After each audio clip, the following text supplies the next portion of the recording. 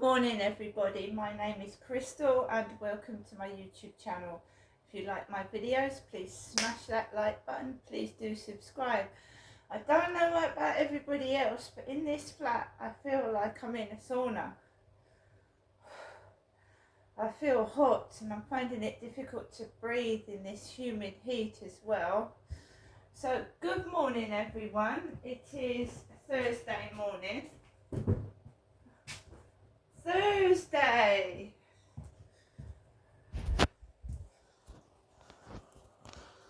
So you can see that it's going to be probably a nice day. Got a bit of breeze at the moment.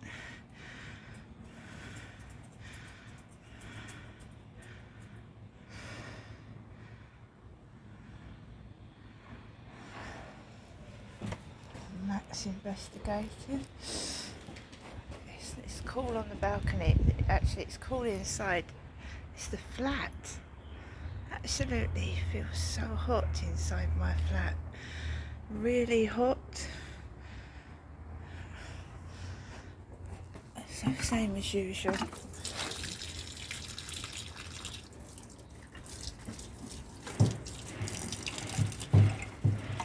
Water my plants. And I want to stick those windmills in I got yesterday for the pan shop.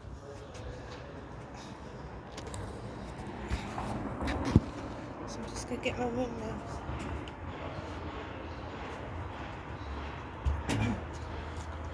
So I've got these windmills from the pound shop yesterday. You can see it's windy.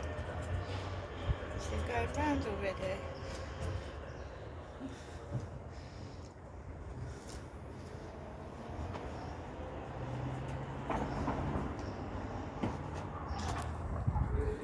So I've stuck the windmills in there.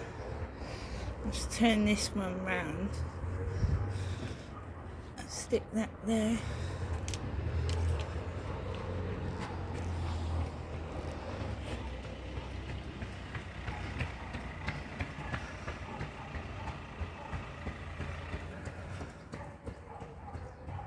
Well, that is someone running up the road with ginger hair like mine, curly ginger hair with a red backpack on.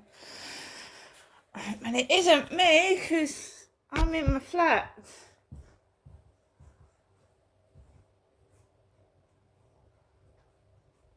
Good morning everybody. Alexa, good morning. Good morning. On this day in 1959, the first experimental hovercraft was launched on the Isle of Wight. Unfortunately, high fuel and maintenance costs meant the idea of hovercrafts just didn't float in the long run.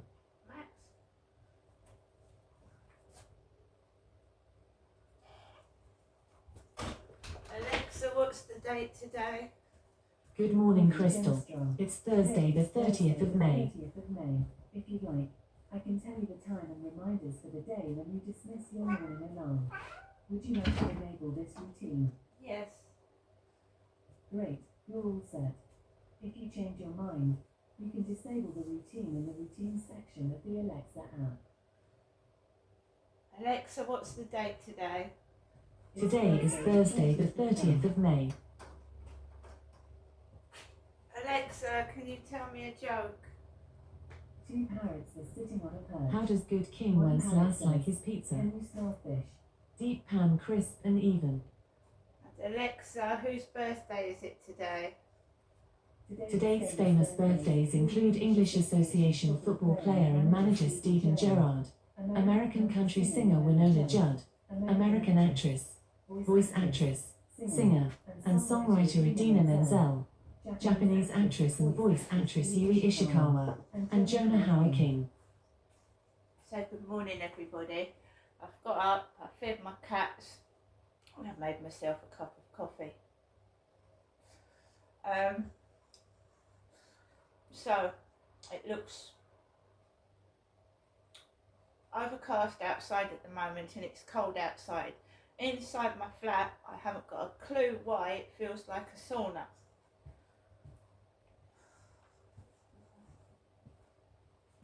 Obviously I haven't got any heating on or anything like that. It actually feels like a sauna inside the flat. Alexa, what's the humidity? At the moment, the humidity is 73%. It's 21 degrees centigrade inside my flat. Inside it. Outside it's not 21 degrees because I can feel a breeze and some fresh air. But inside this flat it's 21 degrees. So last night was pretty bad. When I went to take my dog for a walk, I felt ganged up on.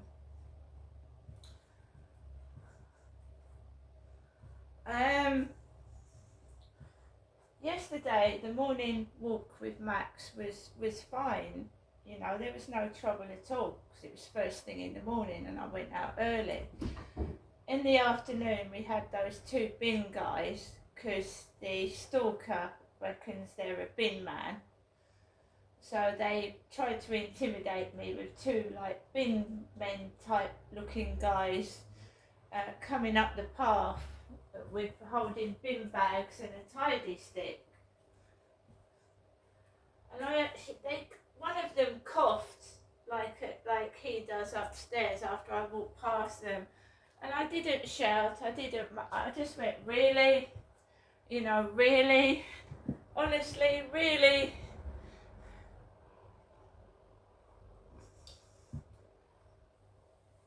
It's a trigger. It's meant to trigger you, you see. I spent 3 years at least inside this flat listening to horrendous noise. I was living opposite flats that weren't built. I was putting up with drilling, lights in my eyes, constant noise, and I was being harassed upstairs. So I lost a load of weight. I got really, really skinny because my dad didn't want to see me, you see. I got really, really skinny. I was like a beanpole stick.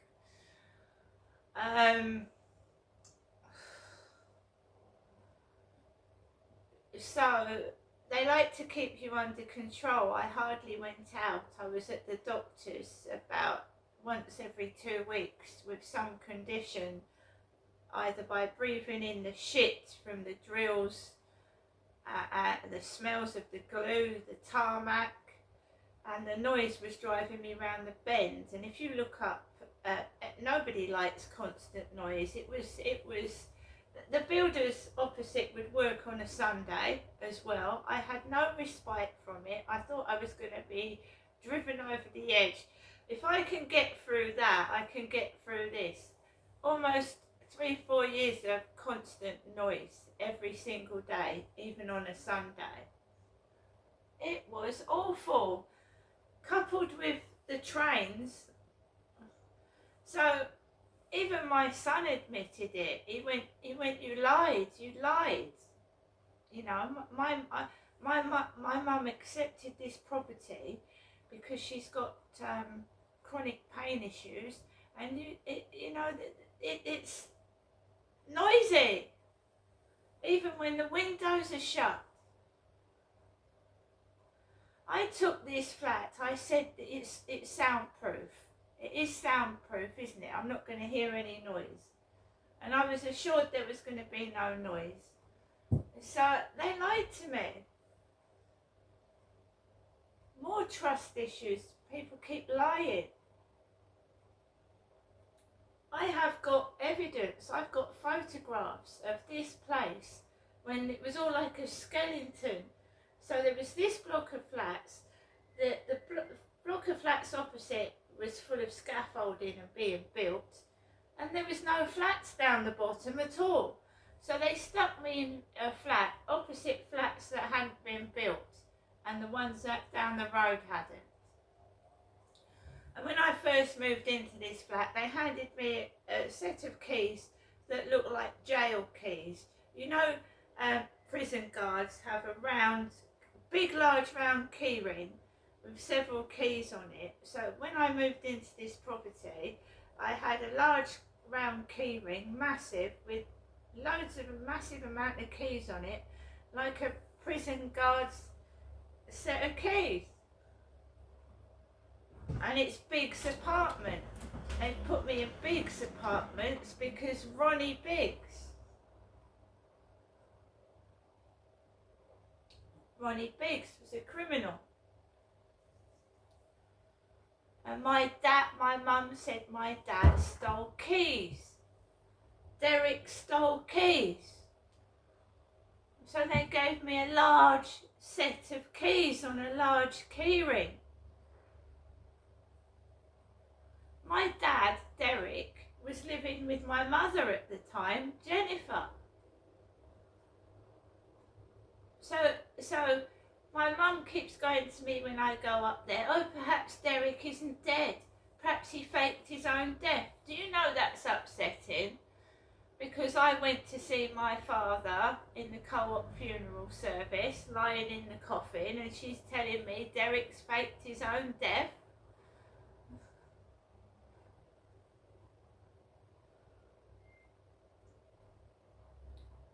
She even went on to say she thought Elvis Presley faked his own death.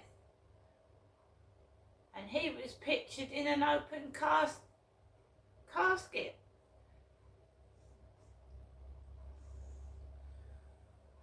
The way my mother speaks is very upsetting, it's very unusual, and I've never ever come across anybody that speaks like my mother. You know, you want to have a normal conversation with somebody. It's like she's spouting out, not the Bible because it's not religious, although she keeps saying she's God's daughter. I don't know why she keeps saying that, because any woman that believes in Jesus Christ and the Lord God above is God's daughter. So she's God's daughter. That's what I get spouted this. It's like a cult thing, you know when someone's trying to brainwash you in a cult and then they lead you into incestuous sex and things that are bad. They spout. Charles Manson was an example. Spouting the Bible. He wasn't religious at all. He was encouraging people to stab people. He would spout religion, brainwash the people in the cult, and then they would murder. So my dad put earphones on his head. He didn't want to hear it. And my mother goes, Jennifer's right, isn't she? She's right. And if you dare to disagree with my mum, dare to disagree with her, it's frightening. So I'll be sat there and she'll go on, Jennifer's this and Jennifer's that, and they're trying to copy Jennifer. I'm not Jennifer, I'm Crystal. So that woman that ran up Corey's Road with ginger curly hair and a backpack is looking like me, Crystal, not Jennifer. Jennifer wears thick, heavy men's jeans, rolled up at the bottom, with women's shoes, and I call them clown socks. She's wearing young women's socks with soft shoes, and well, I don't know. She's got a woman's low cut top on. Someone goes down my videos when I've uploaded them. Someone told me they were stalking my YouTube videos. So she goes down my videos, right? She goes down my videos of somebody that's with my mum, goes down her videos. My videos, they're not hers. And they see what I'm wearing and they take the piss out of it. And my mother, I tend not to wear low cut t-shirts because I've got a large chest. My mum will wear a low cut t-shirt, men's trousers, men's jeans rolled up at the bottom with women's shoes, and what I call like spotty or striped clown socks. And my mum, she's got hair, And a lot of older women have alopecia and they wear wigs. It's nothing to be ashamed of. A lot of young women have got alopecia, you know. You love the person for who they are, not what they look like. My mum has got grey hair, which doesn't grow very long, and she gets upset, right? And some people get jealous, right? Instead of like accepting advice from somebody, I'll do this for you, do this and do that, she gets cross and resentful, and she's blaming everybody for the way she is. That's what it comes across to me. She's blaming everybody else but herself for what's happened to her. And she's just stuck in this vicious, spiteful circle of blaming everybody from her problems and then lashing out and getting jealous of other people. And you know, I'm getting older myself, and a lot, you know, we all are getting older. We all hopefully want to reach old age, and we're all going to get problems, every one of us. But you deal with it. You deal with it. You make the most of it, right? You don't sit there 24/7, because people are going to get up and walk out. When you invite someone into your flat, and I'm talking about myself included, the person wants to feel welcome. They want to feel like that you want them in there, right? And my son's experienced this as well with my mum. You get in there and it feels like so unwelcoming, so like, ugh. My son stood an hour, sat with me and my mum in her flat, and he kept going outside. He could not stand it. Because jealous people, right, try and destroy the victim of the jealousy. So my mum was telling my son nasty things about me in front of him. And I didn't know whether to cry or what. And then when my mum went outside to the toilet, he went, Mum, don't worry, I know she's not well. And he went, I don't believe what she's saying. And then I calmed down.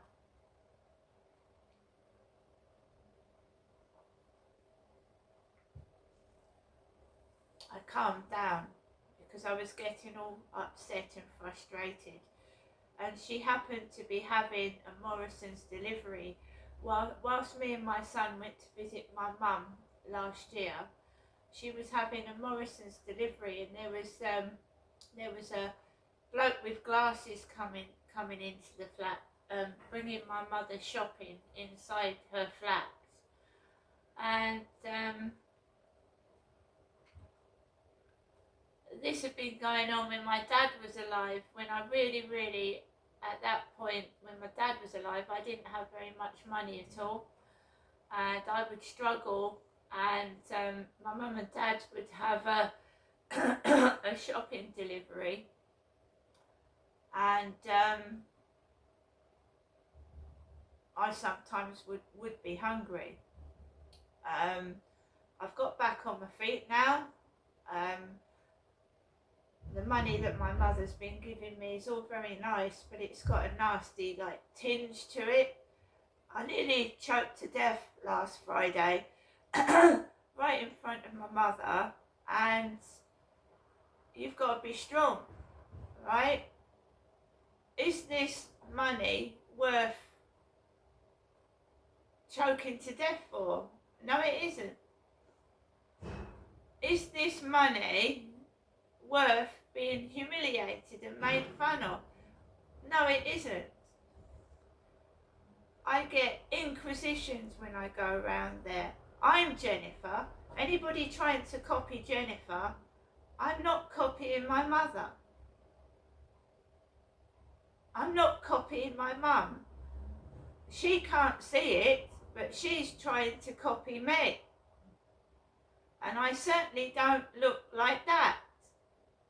I don't look like that at all. And then she showed me her blue eyes. Yes, I've got blue eyes. Anyone can change the colour of their eyes with contact lenses as well. If you want to have blue eyes and you've got brown, you only need to get blue contact lenses for your eyes, you know. It's like when criminals commit a crime and they want to disguise who they are. You can change the colour of your eyes. I myself I wouldn't want to touch my eye. The thought of touching my eyeballs or fiddling around with my eyes, because eyes are precious, puts me off contact lenses. I've never ever worn contact lenses because I don't like the thought of touching my eyeballs. So, the money's been wonderful, right? But you start to get manipulated, right? You start to get manipulated, like forced to go somewhere you don't want to go. So what my mother had been doing was sending money in the post, right? That way, you know, I can get on with my life. I've got a little bit of financial help, thank you very much. Now, every morning my mum is saying I'm not very well. I do not force my mum to send me money. I don't get, it's my mum ringing me. If the police went, if someone makes a complaint against me, because that sometimes stalkers and perpetrators blame the victim, and when they're at risk of getting caught, they tell the police it's the victim's fault. I've had that with exes. So sometimes they go to the neighbours or whatnot and make out that I've been demanding money. I have not been demanding money. I mind my own business, and if the police went down my phone, they would see that these phone calls are from my mother. I'm not ringing my mum asking for money. She's ringing me 7 days a week. One occasion it was 6 times in a day, and I keep saying things like, have a good day. Like, you know what I mean? I've got to stay strong. The evidence is against these people. It's not me. I'm the victim. And whatever they say and do or try to do, just avoid it, because I've been put into a prison cell wrongly twice. And if I think this is what it is, right, I'm poor compared to these people that have been extorting and exploiting me. Right, I'm poor, I'm relatively poor, while they've got cars and decent homes and holiday homes. And what happened to those caravans that All Hallows Caravan Park got rid of? Is someone still in those caravans? The one especially that my father bought me? They've been ripping me off, stealing from me and hiding me away, and I've started to speak. They're getting worried and they're getting frightened. That's why this is getting nasty, and last night was particularly awful. I'm not going into the ins and outs of it, but they're shouting really nasty things so that I can hear, and that they think they can't get caught if they shout things out the window or behind my back, like the cowardly cowards that they are. They won't say it to your face, no, because the police are having them. See you later.